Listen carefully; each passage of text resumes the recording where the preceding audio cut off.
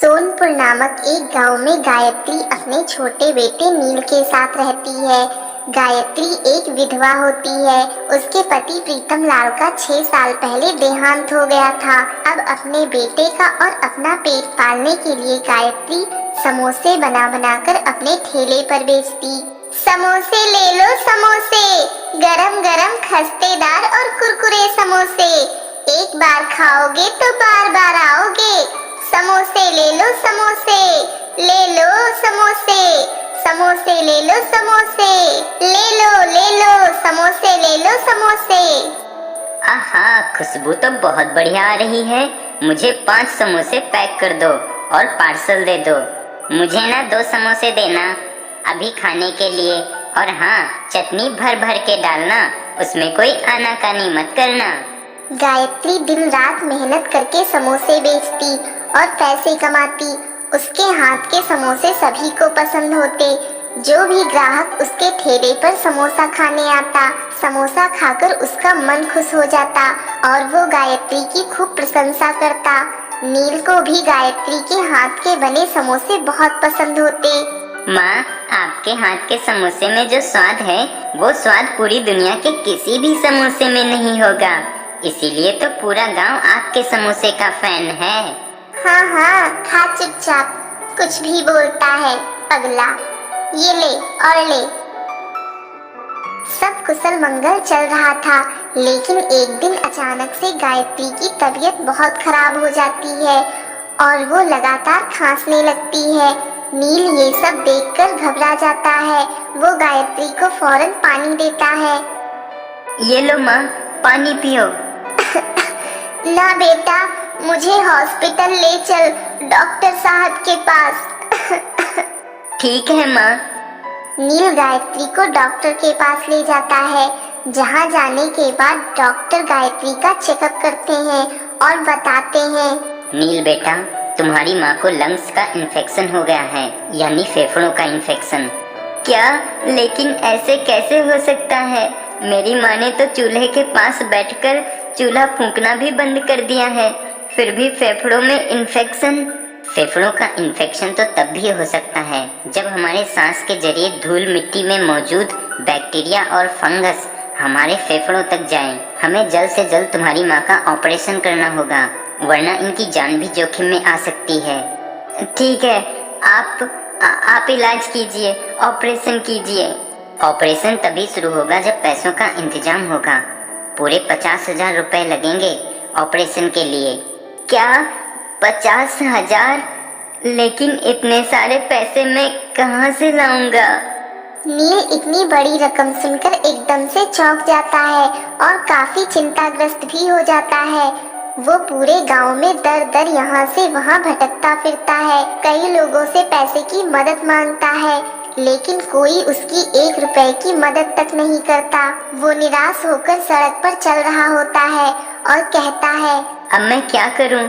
जितने भी पड़ोसी और पहचान वाले लोग थे, सबसे मैंने पैसों की मदद मांगी, लेकिन किसी ने मेरी मदद नहीं की। मेरा तो इस दुनिया में मेरी माँ के अलावा और कोई रिश्तेदार भी नहीं है जो मेरी मदद कर सके। अब मैं किसके पास जाऊं? क्या करूं? कैसे लाऊं 50,000 रुपए? हे भगवान जी, मदद करो, मदद करो भगवान जी। नील परेशान होकर चल ही रहा होता है कि तभी उसका एक पैर पत्थर से टकरा जाता है। इस पत्थर को बीच सड़क पर क्यों रखा है? कोई गाड़ी इस पत्थर से टकरा गई तो खामखा उस बेचारे गाड़ी वाले की गाड़ी खराब हो जाएगी और नुकसान हो जाएगा। एक काम करता हूँ, इसे यहाँ से उठाकर सड़क के किनारे रख देता हूँ, ताकि किसी को इसके कारण परेशानी ना हो। नील उस पत्थर को अपने हाथों से उठाकर सड़क के किनारे रख देता है और तभी वो पत्थर एक परी में परिवर्तित हो जाता है और परी को देखकर नील के पैरों तले जमीन खिसक जाती है। हाँ, एक परी? हाँ, मैं एक परी हूँ और मैं दुखी और मुसीबत में फंसे हुए लोगों की मदद करती हूँ। तुम्हारी माँ गायत्री समोसे वाली बहुत बीमार है ना, और उसके ऑपरेशन के लिए बहुत खर्चा भी लगने वाला है, और इसी के चलते तुम इतने चिंतित हो ना। हाँ परी, मेरी माँ बहुत बीमार है। अगर उनका ऑपरेशन नहीं कराया तो उनकी जान भी खतरे में जा सकती है। मेरी मदद करो परी। घबराओ मत नील, मैं तुम्हारी मदद करने के लिए ही तुम्हारे सामने प्रकट हुई हूँ। परी अपनी जादुई छड़ी घुमाकर जादू करती है और वहाँ पर एक जादुई समोसे का पेड़ उगाती है और उस पेड़ को देखकर नील एकदम से चकित रह जाता है। अरे वाह, एक जादुई समोसे का पेड़, ये तो गजब हो गया। हाँ, ये एक जादुई समोसे का पेड़ है जिससे तुम जितने समोसे तोड़ते जाओगे इस पर और भी ज्यादा समोसे उगते जाएंगे।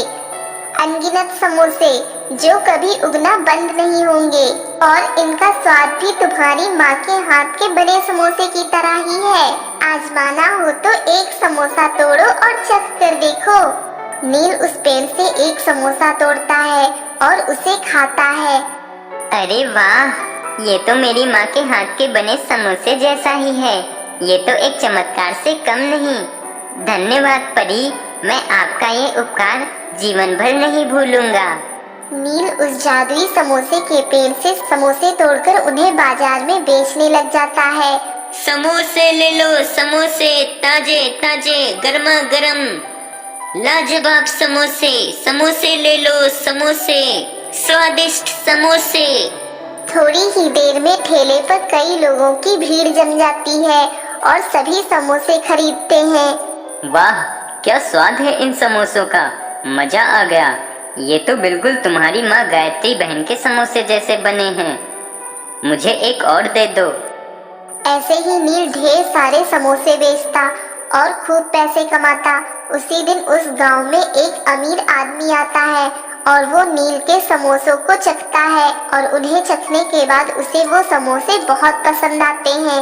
अरे वाह, क्या समोसे हैं, सच में दिल खुश हो गया। मुझे 500 समोसे चाहिए कल सुबह। मेरा एक आश्रम है जहाँ मैं सभी अनाथ बच्चों को भी ये स्वादिष्ट समोसे बंटवाऊंगा। ठीक है साहब। नील उस जादुई समोसे के पेड़ से कहता है, हे जादुई समोसे के पेड़, मुझे 500 समोसे चाहिए। तभी जादुई समोसे के पेड़ पर 500 समोसे उगते हैं और नील उन्हें तोड़ने लग जाता है और तभी गांव के 2 चोर उसे ये सब करते देख लेते हैं और उसके जाने के बाद वो दोनों भी उस जादुई समोसे के पेड़ के पास आते हैं। तो वो जादुई लड़का इस जादुई समोसे के पेड़ से समोसे तोड़कर बाजार में समोसे बेचता है। अब हम भी इस पेड़ के समोसे तोड़ेंगे और समोसे बेचेंगे। अब से चोरी बंद। इसी बहाने थोड़े से पाप भी धुल जाएंगे हमारे। दोनों चोर उस पेड़ से समोसे तोड़ने जाते हैं। तभी पेड़ क्रोधित हो जाता है और कहता है, दुष्ट चोरों, तुम्हारी हिम्मत कैसे हुई मुझ पर से समोसे तोड़ने की? मैं सिर्फ उन लोगों की ही मदद करता हूँ जो लोग मन के साफ होते हैं, तुम जैसे मूर्ख चोरों की नहीं। अब मैं तुम्हें नहीं छोड़ूंगा। जादुई समोसे के पेड़ से एक रोशनी उजागर होती है और पेड़ उन दोनों चोरों को श्राप देता है और पत्थर बना देता है। और वहीं दूसरी ओर नील 2 दिन में ही 50,000 रुपए कमाकर अपनी माँ गायत्री का ऑपरेशन कराता है और फिर दोनों माँ बेटे जादुई समोसे के पेड़ की मदद से एक खुशहाल जिंदगी जीते हैं।